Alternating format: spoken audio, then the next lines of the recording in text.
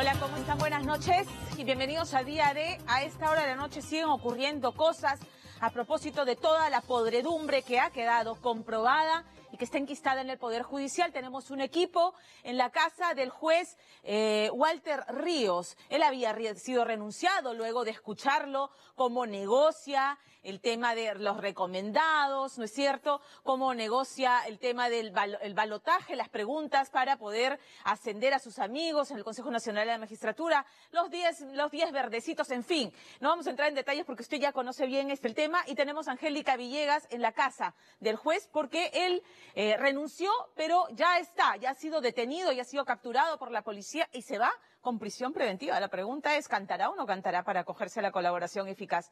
Muchos tiemblan a esta hora de la noche. Tenemos un ministro renunciante, otro juez supremo al que se le ha impuesto orden de impedimento de salida del país. En fin, se ha destapado una caja de Pandora de podredumbre. Pero nosotros, ¿qué es lo que tenemos esta noche que veremos más adelante? ¿Qué vincularía al juez César Inostroza con el cártel de Cali y su capo, su cabeza visible, Gilberto Rodríguez Orejuela? ¿Cuál sería la vinculación?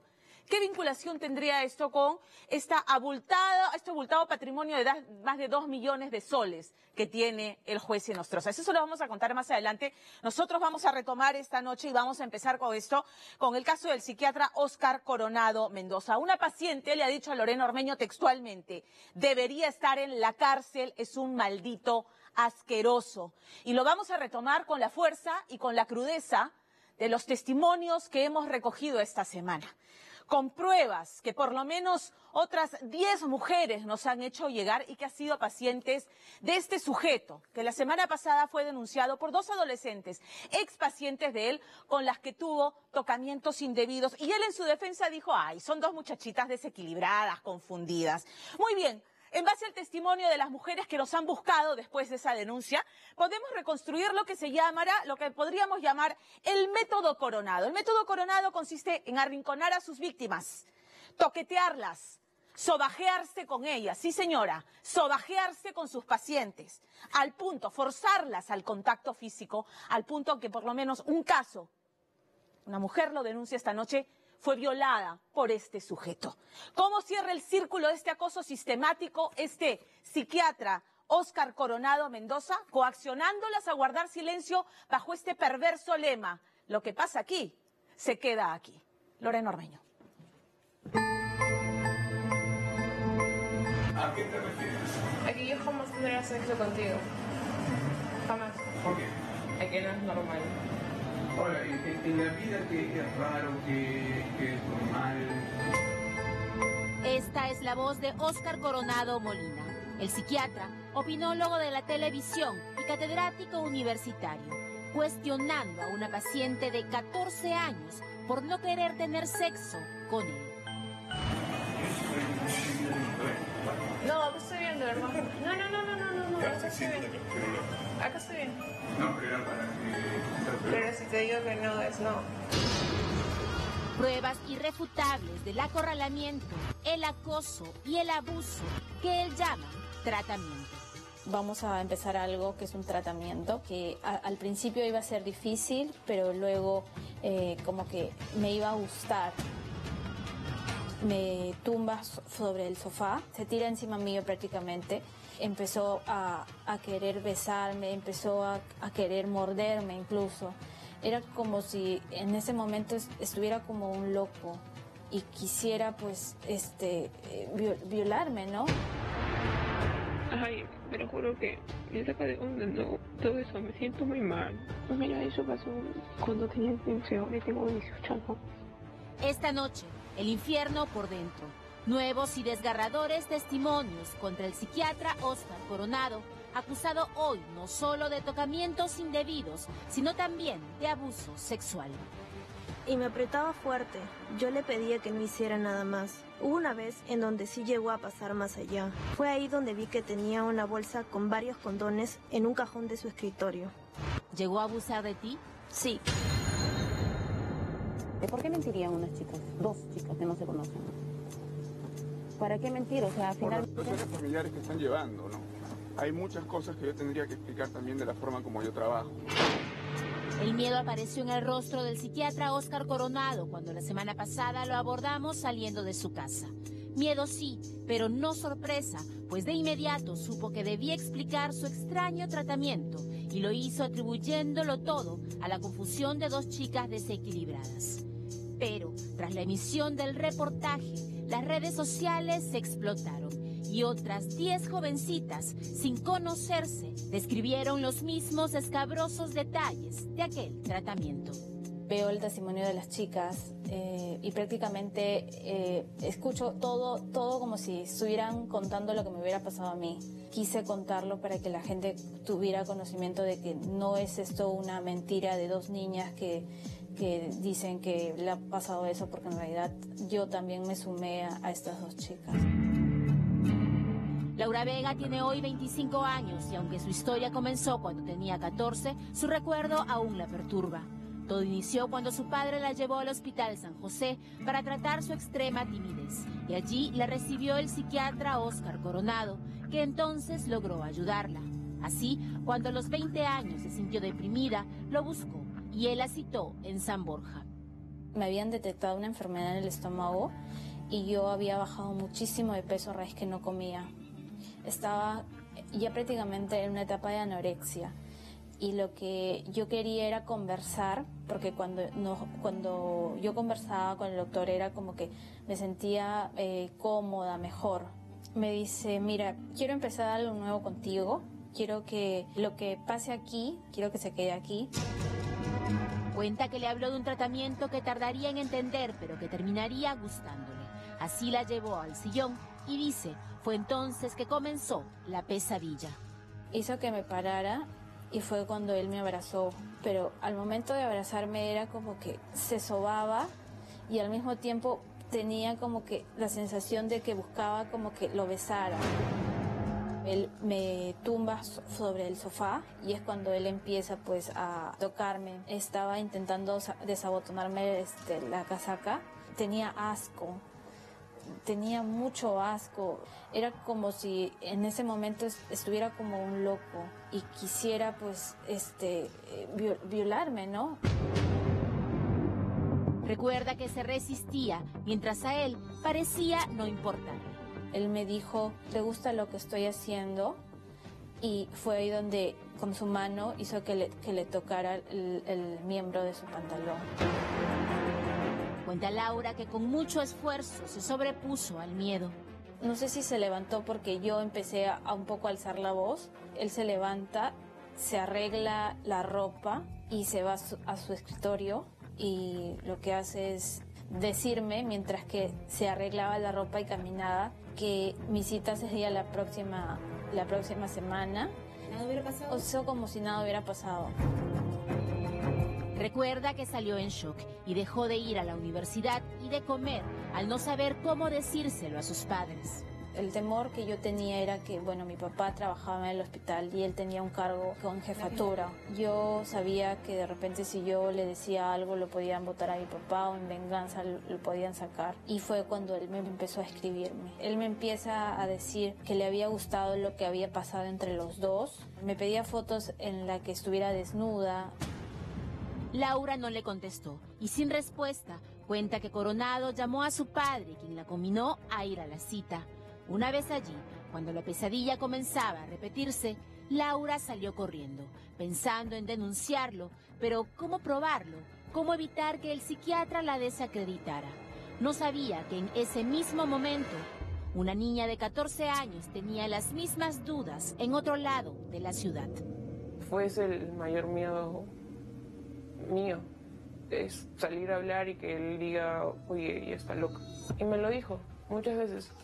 Muchas veces yo le dije, creo que esto no está bien, voy a decírselo a mis padres. Y él me decía, no te van a creer porque estás medicada.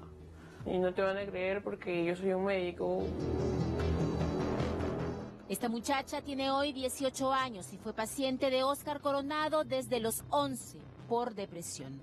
Y tal como Laura llegó a su consulta llevada por su padre, que lo conocía y confiaba en él. Me sentía sola, me sentía vacía, sentía que nadie me quería, que mis padres no me daban la atención que yo necesitaba. Y me decía como que, bueno, tienes que aceptarlo. Tienes que aceptar que no te entiende, que no te quiere, que no van a llegar a nada. Lo que tú me cuentas me hace pensar de que te estaba aislando realmente de tu familia. Hubieron veces en las cuales entrábamos y él de frente le decía a mi mamá, bueno, ella está muy mal, necesita ser internada. Y es que hoy para ella todo está más claro. Coronado intentaba alejarla de su familia para lograr que la internaran en un centro donde él ofrecía tratarla personalmente, proponiendo incluso pagar el 80% de los gastos. ¿Cuándo empieza esta cercanía física que no es normal en un psiquiatra? A partir de los 14, casi 15 años, que yo iba y él me decía, oye, qué bonita estás. Y a veces me decía, ven, párate para darte un abrazo porque estás muy, muy tensa. Y me masajeaba los hombros, me agarraba la pierna y me acariciaba. Y me escribía y me decía que yo le gustaba. Me decía que quería tener relaciones conmigo y que del 1 al 10 y yo cuánto le daba. Pero el acoso, dice, era cada vez peor y el psiquiatra le exigía que le trate como un amigo secreto, cariñoso. Y así, cansada, entonces con 14 años decidió conseguir pruebas grabando una sesión. Él, como siempre, empezaba a decirme si quería tener relaciones con él, que la edad no importaba. En el audio le respondo, no quiero, no me gustas. ¿Y por qué te fastidias tanto hablar eso conmigo? Porque es raro. Es decir, yo puedo hablar de sexo contigo, normal, pero de algo entre tú y yo. Y eso me parece súper perturbador. ¿A qué te refieres con perturbador? A que no es normal. Y yo no lo haría. Ahora, en la vida que es raro, que es normal, en el último caso, toda la forma como te he conocido, todo lo que ha pasado entre nosotros desde que nos hemos conocido sale de lo normal. La entonces adolescente contestaba desafiante, harta, dice, de tenerle miedo. Y es entonces que el propio psiquiatra alude a un momento en que cometió tocamientos indebidos. En el momento que pasó lo que pasó, estaba completamente entregada, abierta a todo, entonces te hubiera podido pasar todo. No, te dije que no, que hasta ahí. Y me fue. A mí me perturba mucho, me trauma recordar eso. O sea, jamás hubiera sucedido nada. No, jamás. Coronado insistía y hasta parecía sorprendido por la fortaleza de la menor. Yo jamás tendría sexo contigo. Jamás. ¿Por qué? Porque no quiero. ¿Por qué? Porque me trauma, me da cosa. Ah, ibas a decir. Sí. Y es entonces que ocurre tal como han descrito todas las denunciantes. Se oye a Coronado ponerse de pie, acercarse a la menor, desatando miedo y rabia en ella. Te lo he dicho 1000 veces. Yo soy una chiquita de mujer. No, acá estoy viendo, hermano. No. Ya, te siento de que no quiero hablar. Acá estoy bien. Ya, pues déjame hablar. Pero estoy hablando. Cuando no quieres conversar cerca es porque... Porque no me gusta ni que me toquen, ni que... Me has agarrado el brazo. A ver, ¿cuál es tu tema? No me gusta que no entiendas. Que no, y no, y no. Y siempre será no. ¿A qué parte te refieres? A la parte del sexo. En la grabación, Coronado siguió insistiendo, a veces como psiquiatra, a veces como un hombre rechazado. La entonces adolescente salió con la prueba, pero otra vez el miedo la paralizó. Hasta 4 años después, que vio a otras víctimas en día D. ¿Por qué lo guardaste? Porque supe que yo no era la única. Que en algún momento alguien que tenga más valentía que yo iba a salir a decirlo y yo también. ¿Tú sentías que habían más? Sí, sentía que habían más. Como ellas, en público y en privado, al menos otras 8 jovencitas describieron el mismo tratamiento, el mismo acoso, mientras eran aún menores de edad. Él debería estar en la cárcel. De verdad, quiero que lo pague, porque es un maldito. Y lo peor es que me da asco saber que tiene su hija. Pero una de ellas dio luces de un nuevo delito, uno que sobrepasa los tocamientos indebidos. y me apretaba fuerte. Yo le pedía que no hiciera nada más. Hubo una vez en donde sí llegó a pasar más allá. Fue ahí donde vi que tenía una bolsa con varios condones en un cajón de su escritorio. Yo le pregunté, ¿le haces esas cosas a otras chicas? Me dijo que no, que solo pasa conmigo porque la traje mucho. ¿Llegó a abusar de ti? Sí. Pero increíblemente existe otro caso igual de grave, revelado esta semana por una de las pacientes de Nelly Canción, directora del Centro Vida Mujer. La comenzaba a tocar y a veces la secretaria tocaba y ella abría los ojos y lo encontraba con el pantalón abajo. En ese tiempo ella tenía 15 años, la estuvo atendiendo 3 años y todo esto lo hacía dentro de un consultorio y los padres estaban afuera. Ya atendiéndola, tuvo 2 intentos de suicidio dentro de este tiempo. O sea que ella había venido ya por un problema de abuso sexual. Se supone que fue con el psiquiatra para tratarla, para medicarla, y él hace lo mismo. La adolescente soportó 3 años antes de contarlo a sus padres. Hoy, las nuevas denuncias abarcan al menos los últimos 10 años, tiempo en que Coronado fue catedrático de la Universidad San Martín, de donde fue separado, aparentemente por los mismos cargos por los que fue sancionado en la Cayetano Heredia. No hablamos de tocamiento indebido, no hablamos de acoso sexual, simplemente una conversación, llamémosle una conducta inapropiada de relación profesor-alumno. Por eso que se hace la primera amonestación. Precisamente lo que sucede es que se recibe una nueva denuncia por parte de colegas de que había una paciente que había visto en el hospital Cayetano Heredia en la emergencia, digamos, en una situación muy incómoda para ella en relación de médico con paciente. Por esto, dicen, no pisó las aulas desde el 2017. Ahora, la Defensoría del Pueblo, el Ministerio de la Mujer y el Congreso han iniciado el seguimiento de las nuevas víctimas, canalizando las nuevas denuncias. Pues dicen, es tiempo de hacer justicia. Somos muchas chicas que podemos hacer algo para que esta denuncia siga en pie y pague por las cosas que nos ha hecho. Que yo sabía que esto iba a pasar. Yo sabía que él iba a pagar todo lo que hizo y lo va a hacer.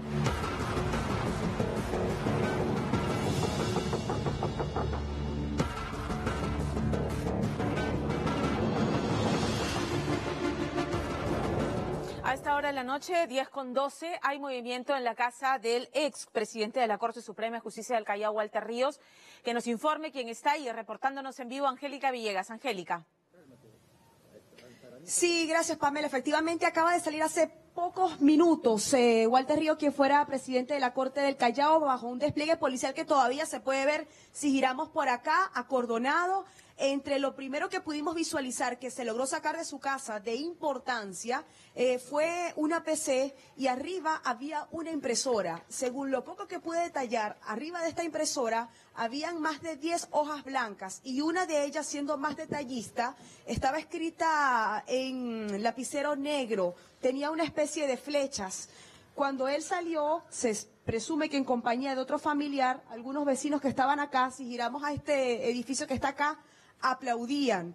Debemos recordar que esta diligencia que efectúa el Ministerio Público del allanamiento a la vivienda de él comenzó a las 4 de la tarde, incluso cuando él fue interceptado a una cuadra, él ha dicho que él está dispuesto a colaborar con toda la información que maneje y debemos recordar que esto a propósito de que se ordenara su detención, captura y allanamiento de la vivienda. Por supuesto, más de 5 horas en las que era importante poder obtener toda la información luego de que salieran audios que han sido investigados durante toda esta semana.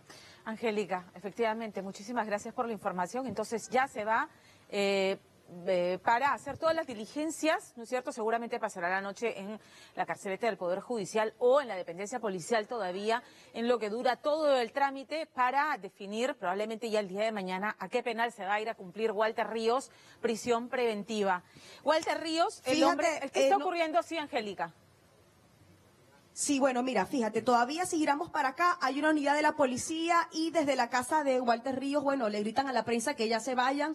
De verdad, bueno, se supone que son momentos muy tensos, están mandando a salir a la prensa luego de esta diligencia. Sin embargo, todavía vemos que hay una patrulla de la policía que está rodeando la zona y bueno, estas horas van a ser fundamentales, Pamela. Sin duda. Primero por la acusación que recibe en estos audios del tema de presunta corrupción, señalamiento o buscar ayudar a jueces o fiscales y también sobre un exfuncionario del Callao que fue detenido también por presunta corrupción, donde en estos audios recientes que lo citan con palabras bastante reveladoras, incluso indicarían que él buscaba ayudar a esta persona gestionando su expediente que ha salido bien detallado en estos audios, por cierto.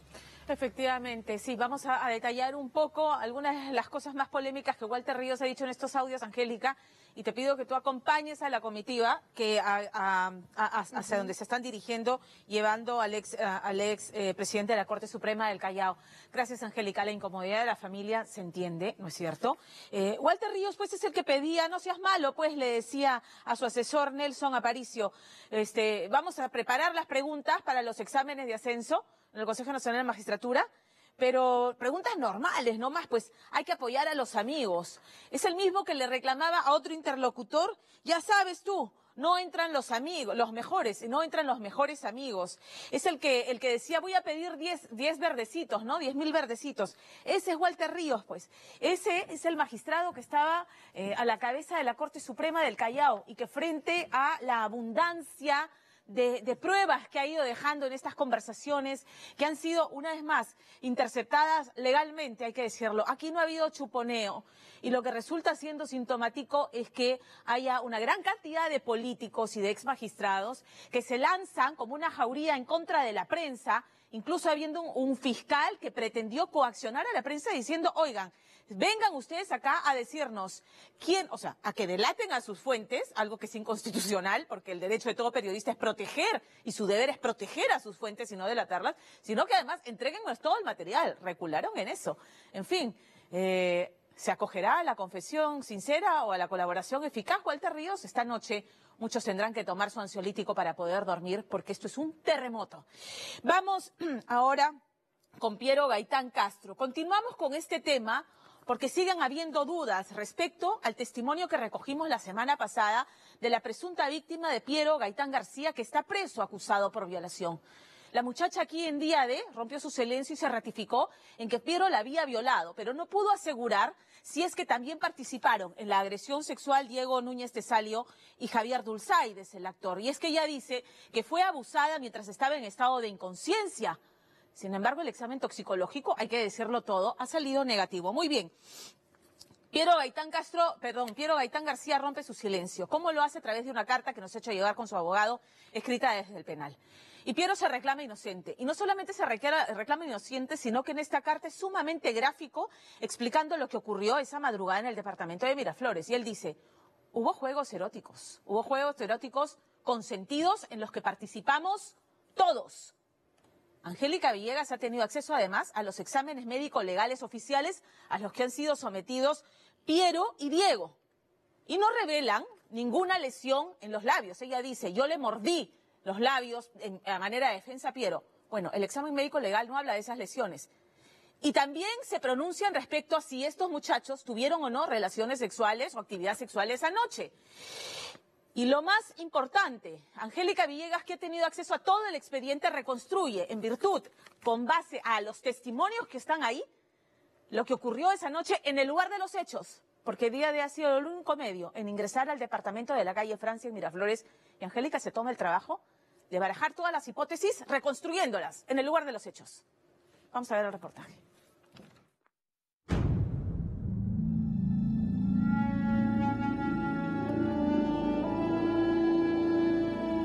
Quiero entregarte una carta que ha escrito el señor Piero Gaitán, dirigida a la opinión pública, pero también a su familia, sobre todo, por los hechos que han acontecido en los últimos días. Voy a leerla a ver que en el penal de Castro, Lima, 12 de julio del 2018.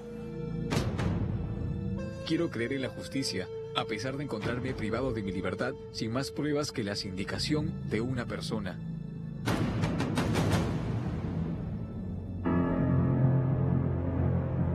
esta es la primera vez que el cantante Piero Gaitán se defiende desde prisión, luego de que una joven lo acusara de presunto abuso sexual, enviando el último jueves esta carta escrita a puño y letra. Jamás violé a nadie. Lo peor, no tuve relaciones sexuales ese día. Nunca fui mordido en los labios hasta hacerme sangrar. Mientras Piero pasa 9 meses de prisión preventiva, jurando inocencia, desde el lugar de los hechos aún se efectúan pericias para llegar al fondo de esta situación. Esta noche Díade regresa a la calle Francia, exactamente a la cuadra 5, porque fue precisamente en esta vivienda donde una joven de 24 años denunció haber sido víctima de presunto abuso sexual, acusando al cantante Piero Gaitán y de complicidad al actor Javier Dulzaides y el arquitecto Diego Núñez. Así que por primera vez un equipo periodístico ingresa al lugar de los hechos, porque precisamente en esta área de la sala es donde habría iniciado la reunión.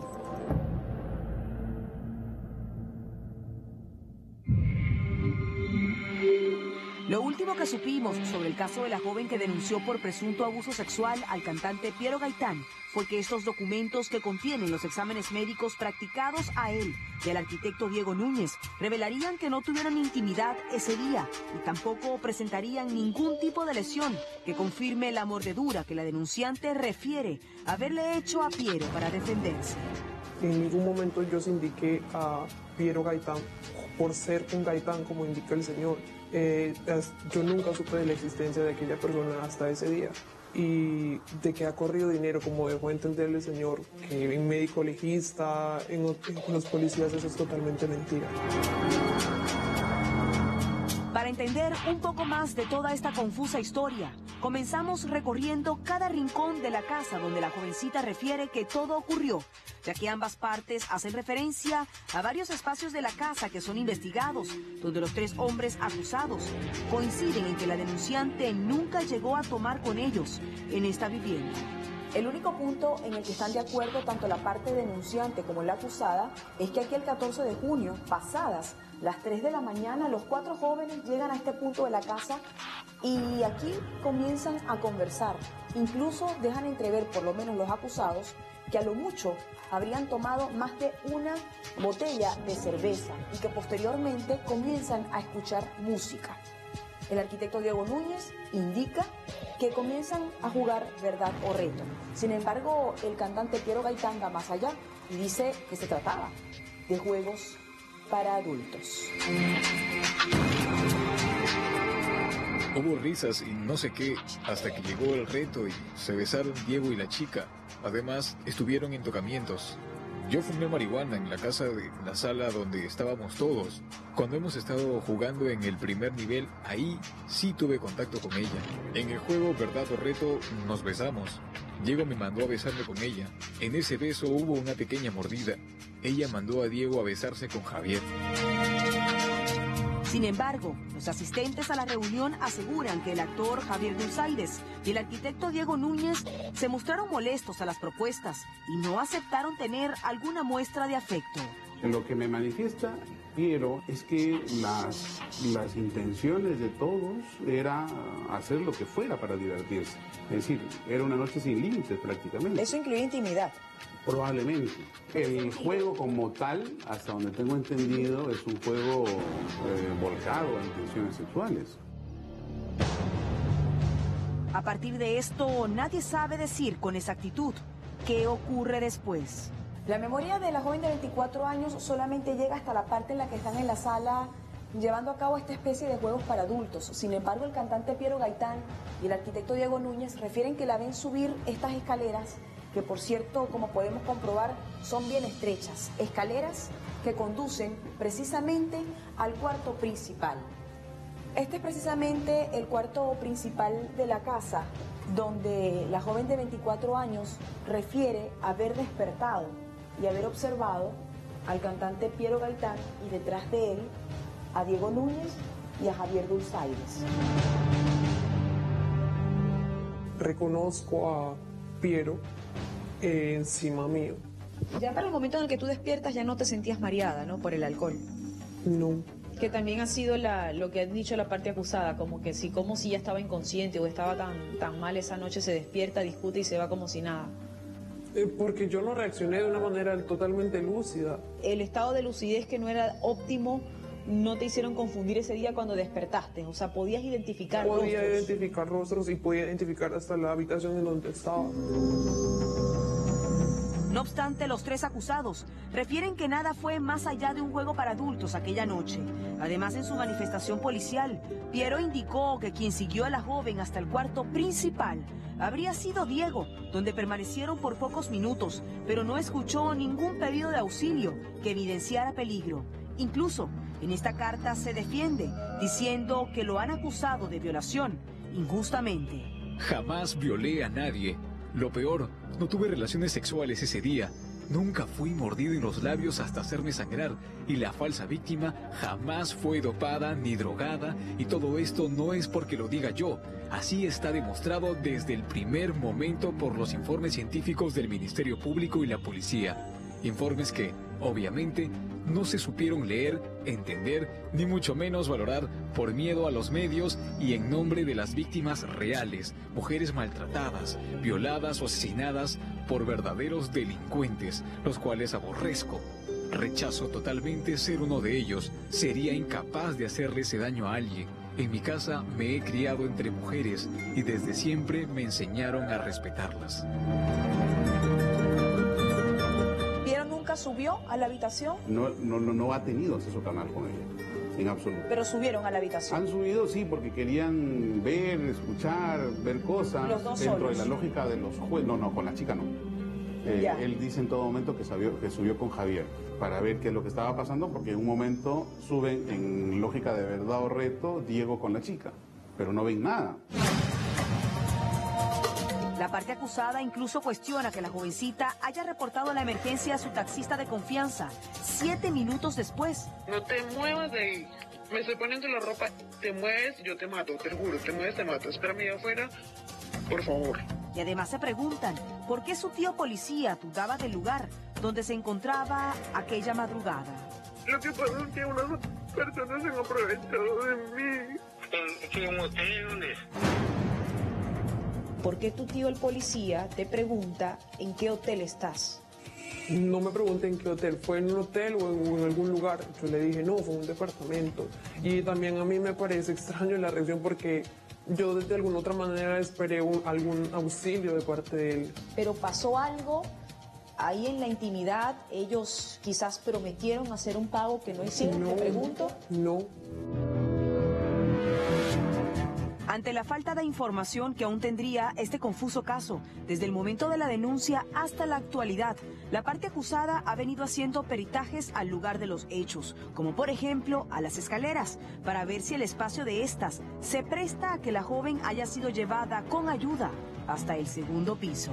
Los asesores legales de los acusados, por ejemplo, han determinado a través de fotos que el espacio sería relativamente estrecho, por lo que se preguntan si ella estaba inconsciente, bajo qué condiciones logra ir hasta arriba, si efectivamente pudo haber ido acompañada, se lo preguntan, debido al espacio estrecho de las escaleras, y es lo que todavía está en investigación. La defensa de la parte acusada ha hecho pruebas de eco en el lugar para determinar hasta qué punto se habría escuchado cualquier llamado de auxilio, y la policía ya recolectó las sábanas del cuarto de los hechos y todo lo encontrado alrededor, evaluando cualquier otra evidencia ante la impotencia de Piero, que en esta carta exige justicia. Quiero creer en la justicia, a pesar de encontrarme privado de mi libertad sin más pruebas que la sindicación de una persona. Tengo fe que la verdad se impondrá ante la mentira y podré estar nuevamente con mi hijo y todos seres amados.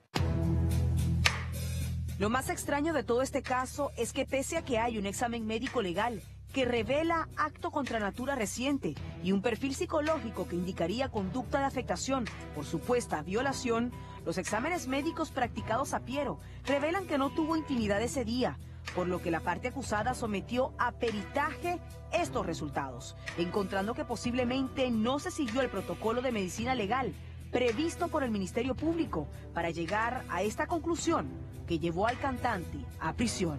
Por lo que dice el Ministerio Público, aquí hubo un abuso sexual. No, no dice eso. ¿Lesiones Dice, contra natura recientes? No, acto contra natura, es diferente a coito contra natura. Ya. Como le digo, la explicación de esa fisura es diversa. Incluso puede ser producto de un estreñimiento, incluso puede ser producto efectivamente de una raspadura, de una lesión que ha podido tener cualquier otro tipo de origen. Estas lesiones podrían haber sido de entre el 12 y el 13, no el 14. Porque a ella o ella denuncia el 14 a las 5 de la mañana o 6 y el examen se lo toman el 14 a las 9 de la mañana. De lo que no cabía duda es que el examen médico legal de la denunciante evidenciaba acto contra natura reciente. Pero si, como lo mostraba el abogado de Gaitán, su defendido no tuvo intimidad ese día, le consultamos a la denunciante sobre el extranjero con quien tiene muestras de afecto en los videos de las cámaras de seguridad y sobre el dueño de la fiesta con quien se escribe, donde estaba antes de ver a los acusados. ¿Por qué se disculpa contigo? Te dice, discúlpame, escúchame, solo una cosa, escúchame, después ódiame todo lo que tú quieras. Era porque habíamos discutido en la reunión, pero por cosas externas. Eso sí recuerdo la discusión que tuvimos, pero fue una discusión verbal. Yo le presenté al abogado de Diego tu examen médico legal y él me indica, hay que determinar qué tan recientes son esas lesiones. Si es reciente de cuando estuvo con ellos o recientes de quizás horas antes de verlos a ellos. Yo no estuve con ninguna otra persona de manera íntima antes de haber estado con ellos. Pero estabas bajo efectos del alcohol, quizás no lo recuerdas. Salí de la calle de las pizzas, estaba en un local, no estaba en un hotel, no estaba en un departamento. El abogado de Piero Gaitán denunció que las pruebas médicas que demuestran inocencia en su defendido las tenía la jueza Irina Villanueva antes de dictarle prisión preventiva, pero aún así lo envió a la cárcel, por lo que en vísperas de nuevas audiencias han pedido a la justicia que también considere en la investigación los antecedentes que tendría la joven para medir la veracidad de su acusación. Lo que hemos podido averiguar nosotros es que esta muchacha tiene bastantes encuentros con la justicia, ¿no? Desde robo de celular, estafas, incluso fuga de menor. Tenemos un perfil psicológico proclive a conductas disociales o antisociales, en este caso, inclusive, y que implicaría también una, si acaso, manipulación, en algunos casos, de la verdad, o manipulación de su entorno para fines propios. Durante el fin de semana, la defensa de Piero Gaitán nos informó que en la segunda audiencia, a la que no fue la joven ni su abogado, se determinó que el examen médico legal practicado a la denunciante no fue realizado por una persona experta en la materia, y eso les hace tener la seguridad de que Piero Gaitán podría salir en libertad en las próximas semanas. Así que sea la justicia la que tenga la última palabra. Yo pienso que lo más cercano a la muerte es ir a la cárcel. ¿No es que estamos frente a una persona que está detenida injustamente cuando hablamos de Piero Gaitán? No, no es injustamente, es totalmente justo. Tengo fe que los fiscales y jueces, con mejor criterio, pronto me dejarán en libertad hasta conseguir justicia para mí y para todas las personas inocentes que en este encierro injusto me ha tocado conocer.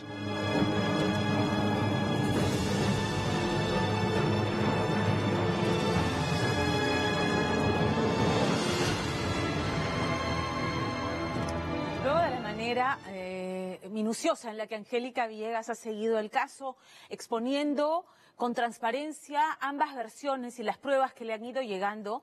Creo que es justo preguntarnos si es que, valga la redundancia, es justo que Piero Gaitán García esté en estos momentos preso preventivamente, que es justo preguntarnos si la magistrada que recibió el caso, con lo erizados que estamos, y con razón, frente a hechos de violencia contra la mujer, vejaciones, violaciones a niñas, a menores de edad, asesinatos, feminicidios, si es que esta magistrada no habrá actuado un poco bajo la presión de que si no actuaba de esa manera, el linchamiento iba a ser colectivo en contra de ella por no haber procedido con dureza, ¿no es cierto? Porque eso es lo que reclamamos, volteamos exigiendo justicia, justicia.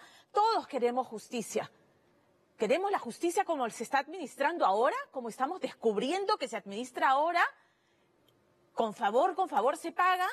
que si eres amigo del juez o tienes contacto con el juez, entonces consigues lo que quieres. ¿Es esa la clase de justicia que queremos? No estoy diciendo que esta juez habría actuado así, favor con favor se paga. Ojo, pero puestas las pruebas sobre la mesa, hay dudas razonables. Hay dudas razonables. Y estamos hablando de la libertad de una persona. Entonces, la sala que ve el caso tendrá que evaluar en virtud de lo que hay y de lo que ha expuesto esta noche Angélica Villegas. Y con todo lo que los magistrados tienen además en su poder. ¿No es cierto? Porque igual serán procesados, se hará la investigación, pero corresponde prisión preventiva para un muchacho que no exhibe la lesión que la denunciante dice que le hizo y que las pruebas dicen que no hubo actividad sexual esta noche. Entonces, ¿podría seguir Piero Gaitán este proceso en libertad y en prisión? Esa es la pregunta que nos hacemos esta noche. Nadie debe ser... Digamos, la prisión preventiva tiene que ser una excepción, cuando hay verdaderamente razones para pensar que él pudiera evadir la acción de la justicia. Esa justicia que se compra y se vende, ¿no es cierto? La justicia que administra el juez César Inostroza, que absolvió a un violador condenado a 30 años porque la víctima parecía mayor de edad, entonces lo deja en libertad. O el que inclusive se atreve a barajar la posibilidad de liberar o bajarle la pena a un violador de una niña de 11 años, por el amor de Dios. Resulta que César Inostroza es el juez supremo que mayor patrimonio acumulado tiene, más de 2 millones de soles, varias propiedades, varias cuentas bancarias abultadas y entre sus propiedades casas en Miami. Y casas en Miami que él dice que compró con el dinero que ahorró durante la época, aproximadamente 3-4 años, en las que estuvo retirado, lo que lo apartaron del Poder Judicial. ¿Cuál fue esa actividad tan lucrativa a la que se dedicó el magistrado Inostroza? Bueno, fue abogado. Y esta noche, Richard Apolo, esto es absolutamente revelador, les digo, Richard Apolo nos cuenta quién fue uno de sus clientes. ¿Quién fue uno de sus clientes? Alberto Rebata. ¿Quién es Alberto Rebata? Alberto Rebata era el empresario dueño de una fábrica de conservas donde se preparó el embarque de cocaína valorizado en 140 millones de dólares. ¿De quién era esta cocaína? ¿A quién le pertenecía? Escúchelo bien, nada menos que al jefe del cártel de Cali, Gilberto Díaz Orejuela. Pero Inostroza fue juez y parte en este caso, porque cuando fue repuesto en el Poder Judicial, Inostroza terminó en la sala que terminó viendo el caso de este sujeto, de Alberto Rebata. ¿Y qué creen que resolvió esta sala? Resolvió absolviéndolo. Juez y parte.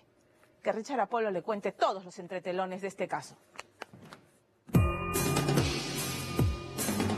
Estas imágenes corresponden a inicios del 2011. Y este hombre de terno, quien intenta inútilmente ocultar su rostro, no es otro que el hoy cuestionado juez supremo, César Inostroza Pariachi, quien sale despavorido al darse cuenta que la prensa había descubierto las 2 casas que adquirió en Miami entre el 2003 y el 2005 por $500,000. Compras que al parecer por una extraña razón, Inostroza no las declaró. Paradójicamente, todas estas libertades que se dan a narcograndazos se daban en el tribunal de César Inostroza Pariachi. Entonces, obviamente, las fechas incluso coinciden, ¿no?, donde podría haber un presunto pago de coima que han justificado después para pagar la deuda que tiene con la Casa de Estados Unidos y la inicial con la segunda casa. Esta noche, en exclusiva, documentos judiciales que dan cuenta cómo la primera sala penal de la Corte Superior de Justicia del Callao, presidida el 5 de noviembre del 2004 por César Inostroza, habría favorecido a personas vinculadas al cartel de Cali de los hermanos colombianos Rodríguez Orejuela, acérrimos enemigos del capo de la droga, Pablo Escobar, en un envío de más de 300 kilos de cocaína desde Perú a Sudáfrica en el 2002. Pero lo más grave es que se excluyó del proceso a Ramón González Lazo, alias Moncho, conocido narcotraficante peruano y mano derecha de los hermanos Rodríguez Orejuela, aduciendo que este había fallecido, cuando en realidad no murió. Y por el contrario, según registros de Dirango, hasta el 2011, González Lazo continuaba en el negocio del envío de toneladas de cocaína al exterior. Pero no es el único que ha acreditado, porque hay, por lo menos en los archivos por la parte de Ucayali y de San Martín, que varios narcotraficantes igualmente aparentaron estar muertos, y estando muertos seguían traficando. Abilio Arroyo es un periodista experimentado. Fue Arroyo quien, tras indagar sobre el patrimonio de César Inostroza Pariachi, dio años atrás con una propiedad que Inostroza, junto a su esposa Gloria Gutiérrez Chapa, compraron el 1 de agosto del 2002. Una casa en Miami-Dade, por poco más de $180,000, a través de un crédito bancario a 30 años, y por la cual había pagado de inicial $36,198. Abilio, ¿cuándo se descubre la primera casa en Miami de César Inostroza?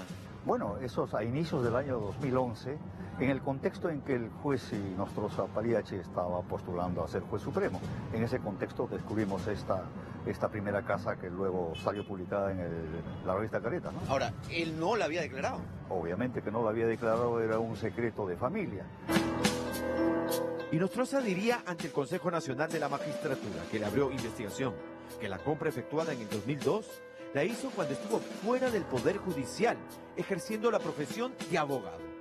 Precisamente 4 meses antes de pagar la inicial de aquella casa en Miami, Inostroza Pariachi, el 11 de abril del 2002, acudió en auxilio legal de Alejandro Rebata Palma, tras el descubrimiento de más de 300 kilos de cocaína acondicionadas en latas de conserva, enviadas desde Perú a Sudáfrica. Rebata, como dueño y representante legal de la fábrica de conservas, fue llevado ante la policía para dar su manifestación en presencia de su abogado, es decir, en presencia de César Inostroza Pariachi, el cabecilla de aquel envío de cocaína a Sudáfrica desde Perú. Era el narcotraficante peruano con conexiones internacionales, Ramón González Lazo, alias Moncho. Inicialmente traficaba en la parte de San Martín, pero que por motivo de seguridad se va a vivir hacia Colombia. Pero no solo él, sino también habían algunos que traficaban en Perú, pero él era el señor potentado, y luego en Colombia empiezan las primeras clases de los integrantes del cártel de Cali. Es más, al Moncho dicen de que él era uno de los pioneros promotores, no solo del, digamos, de envío de mercadería hacia Estados Unidos, sino también la apertura del nuevo mercado hacia Europa. Tal era la confianza del cártel de Cali en Moncho, dice Pedro Ayaranca, experto en temas de narcotráfico, que este se convirtió en el nexo entre el cartel de Cali y el narcotraficante mexicano Amado Carrillo Fuentes, más conocido como el Señor de los Cielos. Con el Señor de los Cielos ya empieza el tráfico normal, común, o sea, servicio comercial hacia los Estados Unidos, y él utilizaba obviamente toda esa flota para introducir mercancía ilegal. Entonces por ahí se gana pues el apelativo del Señor de los Cielos, porque tenía el control aéreo. Tras la muerte de Pablo Escobar, los hermanos Rodríguez Orejuela se apoderaron por completo del envío de cocaína hacia Estados Unidos y Europa, e incluso controlaban el negocio desde prisión tras ser capturados. Al parecer, fue desde ahí, dice la Fiscalía Antidrogas, que a principios del 2002 los hermanos Rodríguez Orejuela le encargaron a alias Moncho el envío de más de 300 kilos de cocaína desde Perú a Sudáfrica. Mercancía fue intervenida el 20 de marzo del 2002 por la policía británica y, alertada la de Irán, empezó las capturas en el Perú. Pero Moncho se encontraba en Colombia, por lo que no fue capturado. Tiempo después, Moncho fue excluido del proceso penal por supuestamente haber fallecido. Pero eso fue una gran mentira, pues hasta el 2011, Dirando aún lo tenía al muertito, entre comillas, en su radar, como uno de los mayores narcos peruanos. ¿Qué pasó de 2011 hasta la actualidad? ¿Cuál es la situación de él? ¿Qué se sabe de él? Probablemente él esté en algún lugar, continúe operando, pero no estamos hablando solamente de algún clan, estamos hablando de todo un cártel. No sería nada raro que él esté operando en Europa o desde Oceanía, que es el lugar donde el kilo de droga ahorita está a $100,000. ¿Saben quién fue el presidente de la Sala Penal Transitoria de Justicia del Callao, que dio como válida la supuesta muerte del narcotraficante Moncho? Exacto, acertaron. El polémico y protagonista estos últimos días de los audios de la vergüenza, el juez supremo, César Inostroza Pariachi. La muerte genera la extinción de la causa penal, pero tiene que ser un documento absolutamente cierto y que haya sido corroborado. Definitivamente no se cumplieron los procedimientos correctos. Pero no solo dar por muerto a Moncho resulta raro en la sentencia de César Inostroza. Las penas ínfimas y desproporcionadas, incluso la absolución de otros procesados, fue lo que puso la Fiscalía Superior en su recurso de nulidad ante la Corte Suprema, 3 meses después de aquel fallo de Inostroza Pariachi. En este otro documento, ante el Tribunal Constitucional, uno de los procesados pide dejar sin efecto la sentencia de Inostroza. ¿Saben la razón? Simple.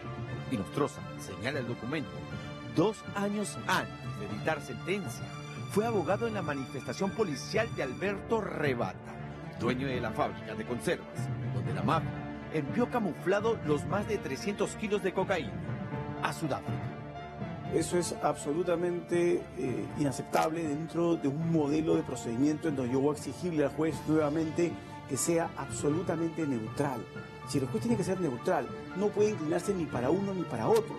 Y obviamente, si es que el juez ha sido abogado de la persona procesada y que va a tener que resolver su situación y ha sido abogado de esa persona en el mismo proceso, definitivamente esa es la causal más clara para que un juez se inhiba. Para Virga Arroyo, la sentencia de Inostroza habría tenido una oscura motivación. Y la prueba, al parecer, dice, sería el haber ocultado por años la compra de las 2 casas en Miami, lo que motivó que la fiscal Gladys Echaíz la inicie en el 2011 una investigación por enriquecimiento ilícito. Pero algo raro sucedió. El magistrado César Inostroza Pariachi presenta un recurso de amparo en un juzgado en los predios en el cual él tenía el absoluto control ante una jueza. ¿Dónde? En el Callao, en la Corte Superior de Justicia del Callao. ¿Y qué pasó? ¿Se cerró o qué? Bueno, la investigación se cerró. Luego el reemplazante de Echaíz, curiosamente señala Arroyo, archivó el caso de Inostroza. Por cierto, cuando a inicio del 2011, el Consejo Nacional de la Magistratura citó a Inostroza para que explique lo de sus casas en Miami, este les dijo que de los 30 años de hipoteca de la primera casa, ya eran 7 años los que venía pagando puntualmente.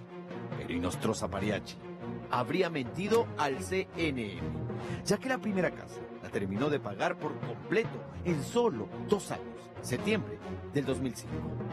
3 meses antes, escuche bien, de la compra de la segunda casa valorizada en más de $300,000 y que decía desconocer de la compra, afirmando que su esposa la había adquirido con una inicial de $80,000 en el tiempo que estuvieron separados. Algo que resulta sospechoso, ya que ambos habrían viajado junto a Estados Unidos meses antes de la compra de aquella segunda casa. Pero lo raro es que 3 meses antes de dar esta cuota inicial de los $80,000, él cancela los $150,000, ¿no?, de la primera casa. Ya era suya. Y en menos de 3 meses hay un movimiento de $230,000, casi $250,000. Esos son ingresos que no puede justificar el magistrado César Inostroza Pariachi. Entonces, ¿de dónde sacó el dinero? ¿No? Y curiosamente es en esa temporada en que se han dado, ¿no?, sentencias de investigaciones de narcotráfico. Lo primero que creo que hay que tener en foco y en perspectiva es que lo que estamos viendo, escuchando en estos días, es una muestra inapelable de que en el país, en el Estado peruano, existe una enorme estructura de corrupción y de inmoralidad. ¿Ok? Y esa estructura de corrupción es transversal a todo el Estado peruano. No solo a nivel central, sino seguramente también a nivel subnacional.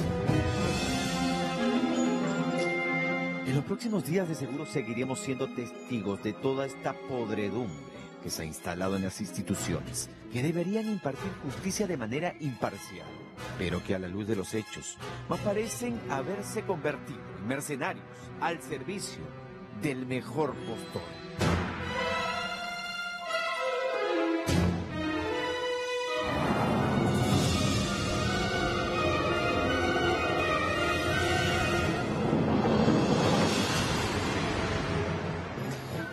¿Qué sala y quién conformó la sala que ha detenido las investigaciones por formar parte de una red criminal, los Guachiturros de Tumán, a Edwin Oviedo, que está acusado de homicidio calificado y asociación ilícita para delinquir? Edwin Oviedo, presidente de la Federación Peruana de Fútbol. Edwincito, a quien el magistrado Inostroza le reclama al empresario Toño Camayo: oye, hablaste con Edwincito porque sin las entradas no puedo tramitar mi visa, mi pasaporte, no, mi viajecito a Rusia. ¿Quién conformó la sala que aceptó el recurso de casación que paralizó todas esas investigaciones? El magistrado César Inostroza también, tantas veces César Inostroza. Con eso vamos a regresar. Esa historia que conecta Edwin Oviedo, César Inostroza, ¿no es cierto?, Toño Camayo, y precisamente la pregunta tiene que ver con este tema, el tema de la administración de justicia. ¿Qué cree que motiva a los jueces como César Inostroza? ¿Qué motiva? ¿La justicia, el poder, el dinero? Conteste, que al regresar de la pausa vamos a dar lectura a sus respuestas, cómo se mueven los porcentajes. Y también vamos a regresar con el matrimonio de nuestra querida Mila. Amor, ilusión, felicidad, es lo que se vivió ayer en la tarde en la Huaca Puquiana.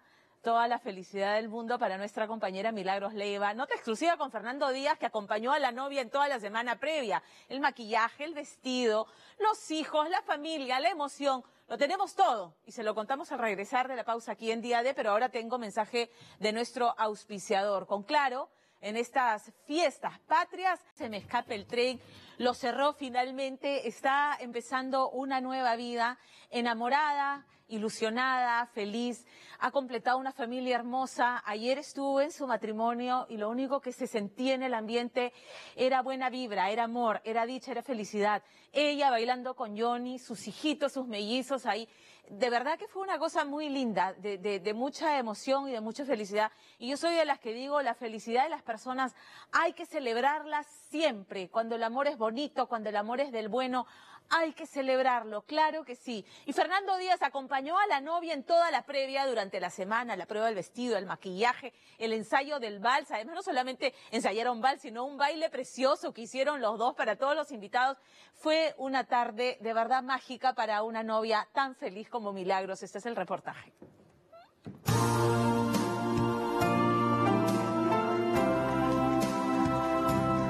Cuando te pones por primera vez el vestido, en verdad sí te sientes rara.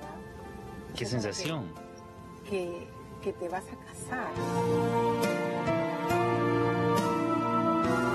Además, yo me estoy casando a los 49 años, ¿no? Por primera vez. Y yo siempre he querido casarme. Y cuando dices sí acepto, reafirmas tu yo. Yo acepto, no el mundo, no. Entonces, yo acepto a Johnny Garib porque yo lo amo, porque creo que está bien. Le dijeron tantas veces que el tren se le había ido hace rato, que San Antonio no aguantaba más ver el mundo de cabeza, que matrimonio y mortaja del cielo bajo, o que era mejor estar sola que mal acompañada. Que seguramente has sido una ociosa y por eso no has tenido hijos, que seguramente que eres medio incompleta. En más de una ocasión vio a la gente mirarla con pena y sintió lástima de la forma en que la observaban, pues en el fondo de su corazón romántico y tantas veces cursi, sabía que ese 1, 2, 3 ensayado al compás de un vals vienés terminaría con ella rendida en los brazos de su amado Johnny y sellado con un beso.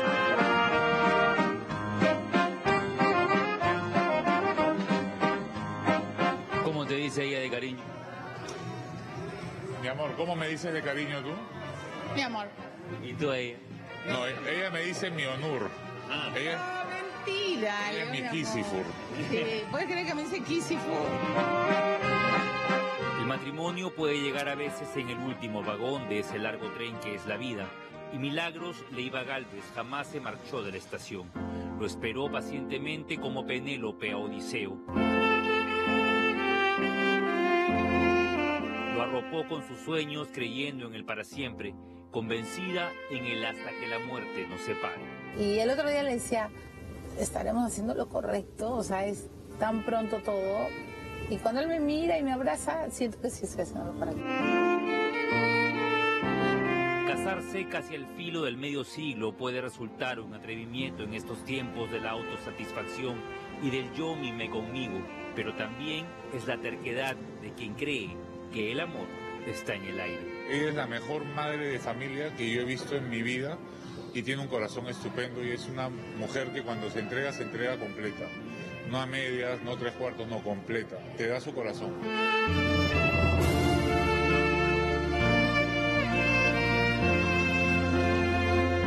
A ella la hemos visto en su faceta de periodista madrugadora, mediática, polémica, apasionada en cada entrevista, sensible delante y detrás de cámaras. Paolo Guerrero, escúchenme, Paolo Guerrero está en el Mundial. Está en el Mundial. Paolo Guerrero, sí, confirmado. Está en el Mundial. Yo soy una amante de las películas de amor. Yo me considero una mujer romántica, creo en el amor, creo en la voluntad de entregarte a alguien y que ese otro también se entregue contigo. No creo en la dependencia, pero sí creo en el compañerismo. Pero fuera de los sets de televisión y las cabinas de radio, hay una novia ilusionada, una mujer que a los 49 años se trepa con zapatos y todo a esta montaña rusa de la mano de un hombre que conoció hace apenas 9 meses. Casi un embarazo. El segundo día me dijo, ¿tú te vas a casar conmigo? Y yo lo tomaba a la broma, pues decir, claro, este chico está Un parte en tonos perla anunciaba el enlace entre Milagros Leiva y Johnny Garib, un príncipe encantador de origen palestino. Hemos querido vivir bien la vida y luego casarnos. Nos conocimos en una etapa bonita en nuestras vidas. Ella estaba saliendo de unos temas, yo estaba comenzando una nueva vida y bueno, gracias a Dios, yo siempre le agradezco a Dios que me haya presentado una tan buena mujer. La larga lista de invitados incluye, además de políticos, artistas, periodistas y socialites, a un familión llegado de todas partes del mundo. Somos 5. Ella, mi hermana mayor Patty, vive en Alemania. Ella, mi hermana Jolie, vive en Canadá, la segunda. Ella, mi hermana última, Mariana, pero en verdad yo soy la última, sino que no. Y ella vive en Alemania. Y falta Ñaña, que ahorita viene y que vive en Huancayo. Además, hay 10 sobrinos ansiosos de ver si era cierto que la eterna tía Mili, al fin, se casaba. Es un milagro, como es un hombre, de verdad, todo el mundo está súper nerviosos. Todo el mundo ha venido de Canadá, de Alemania, yo he venido de Alemania. Y sí, estamos en los preparativos, sí.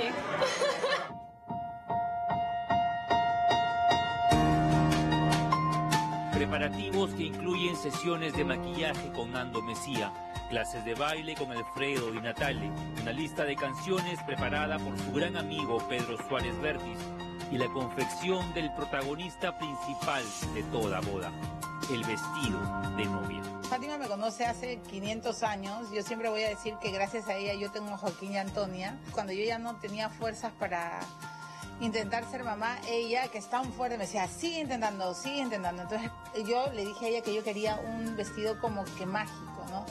Porque para mí es eso el matrimonio, es la celebración del amor. Y le dije, quiero un vestido romántico. Y solo me escuchó, conversamos y ya está. Y cuando vine ya me había hecho mi diseño. Dice que otras veces estuvo a punto de casarse, pero algo en el camino la hizo desistir y aferrarse con más fuerza a la soltería. Soy la persona de romances largos. O sea, nunca he estado un mes con alguien. No tienes que ser mamá para ser mujer, no tienes que estar casada para ser mujer. Simplemente eres mujer en otro estado, Pasaban los años y su estado civil era el mismo de siempre, avanzando profesionalmente, pero sin suerte en el amor. Siempre mis amigas me han dicho, a ti te tienen que casar con Z, o sea, te tienen que mandar, porque si no yo no me doy cuenta. Romances no le faltaban, pero nada la hacía salir de esa zona de confort que significa el no rendirle cuentas a nadie. Nunca he hecho cosas por compromiso, o sea, no he hecho, mejor me caso porque la sociedad manda que se case, o sea, me llegan los prejuicios sociales, los cuadrados en los que te quieren meter. Hace algunos años vivió uno de los momentos más duros, cuando su entonces novio falleció repentinamente, un duelo que no terminó de procesar siquiera, porque luego se vio envuelta en la polémica por sus investigaciones en el gobierno de Humala, Pero todos los ataques quedarían atrás cuando descubrió que su anhelada maternidad había llegado. Quedo embarazada y me empiezan a lapidar, horrible, y luego esos años, esos 9 meses, bueno, fueron 8, ¿verdad?, de embarazo, fueron así intensos, extraños, todo, ¿no? Y luego, una vez que parí, tuve que empezar a trabajar de inmediato porque no tenía chamba, yo soy madre y padre. Arrinconó entonces el amor al fondo de un cajón y se entregó a sus mellizos. Volver a enamorarse no estaba en sus planes, hasta que Johnny apareció.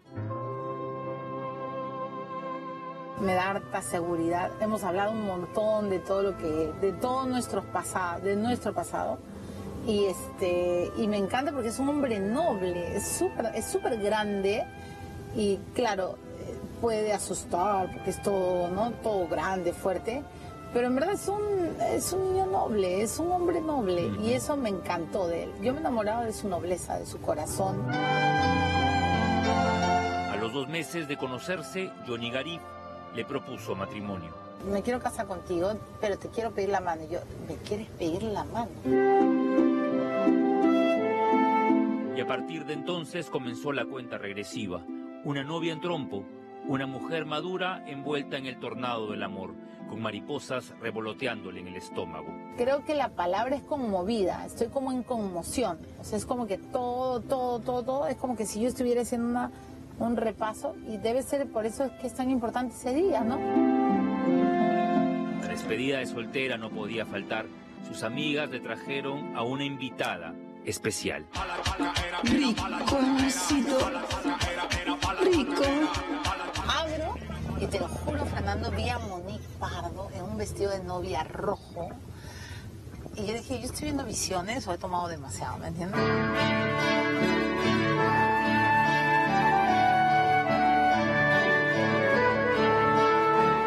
El día tan soñado finalmente llegó. Milagros Leiva ha planificado cada detalle de su matrimonio.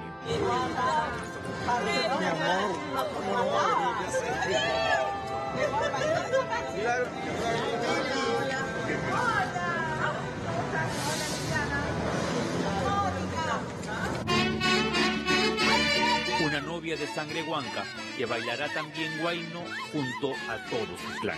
Y estoy con mis 5 hijas, mis 10 nietos. Qué bárbaro. Sí, es un pues, momento inolvidable para usted. Sí, es el inicio de otra etapa en que me siento feliz porque he culminado con mis 5 hijas, ¿no? Eso es un logro. Sí, he tenido la iluminación divina, creo yo, y eso me indica que tengo que estar agradecida a la vida y a Dios. Como buenas mujeres ya lo deben haber escaneado de arriba abajo. Tenemos chequeado y Johnny tiene que saber que somos 4 hermanas que protegemos familia. Así que, ojo Johnny, te estamos viendo. Pero si algo le conmueve es ver a su padre octogenario, firme a pesar del bastón, esperándola en lo alto de la iglesia. Le he dicho a mi papá que él me va a esperar arriba. Ajá. Muy bien. No quiero que tambalee. Él me va a esperar arriba, yo voy a entrar sola. Y sé que mi viejo siempre me estuvo esperando.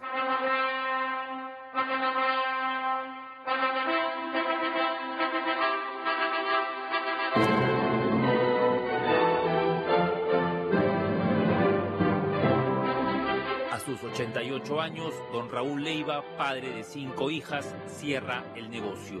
Toda la mercadería se ha vendido al fin. Esa es la última cosa de mis hijas, como dicen, se cierra el cofre. Así de que La última joya sale. ya la última de todas las 5 palomas. Así que he hecho algo por la patria.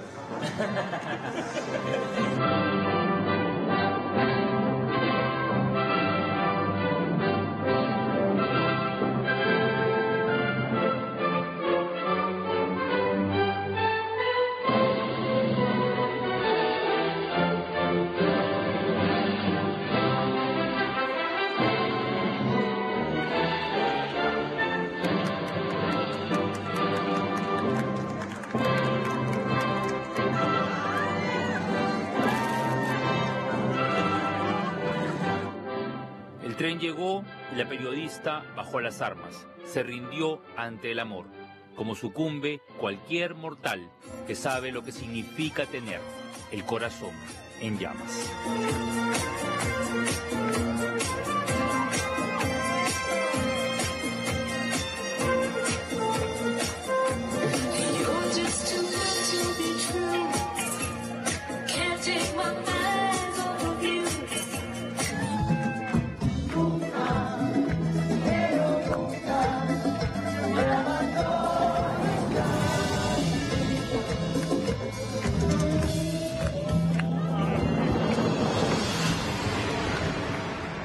Solo felicidad y solo amor. Y yo lo que de verdad celebro es que Milagros, papá y mamá, para estas dos criaturas hermosas, ahora tiene una familia completa. Aunque ya ella lo era todo y era una familia en sí misma para esos dos hermosos niñitos que bailaban ayer con su mamá, ahora Johnny ha llegado a completar esa estampita que está maravillosa. Un abrazo enorme, enorme y caluroso para Milagros Leiva. Nos tenemos que ir a la pausa anunciando que conversaremos vía telefónica con el juez César Inostroza, se ha comunicado con nuestra producción y vamos a hablar con él al regresar aquí en Día D. No se muevan. Y mención de nuestro auspiciador. Todos los días trabajas duro para obtener el triunfo. Caja Arequipa tiene lo que necesitas para hacer crecer tu negocio. Saca tu crédito al toque. Visítanos en nuestras 153 oficinas a nivel nacional. Caja Arequipa, impulsando tu bienestar. Pausa y regresamos aquí en Día D.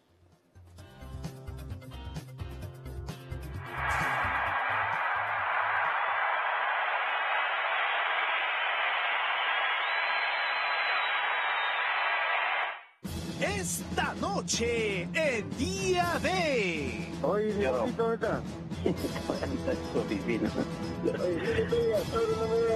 Noticia para sacar mi pasaporte y mi pasaje. No, si ya está todo. Llamadas, juicios y entradas mundialistas. ¿Para quién juega el presidente de la Federación Peruana de Fútbol, Edwin Oviedo Pichotito? Quédese en Día.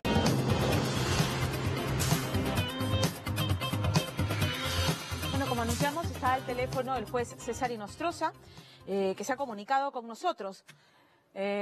Doctor Inostroza, ¿cómo está? Buenas noches.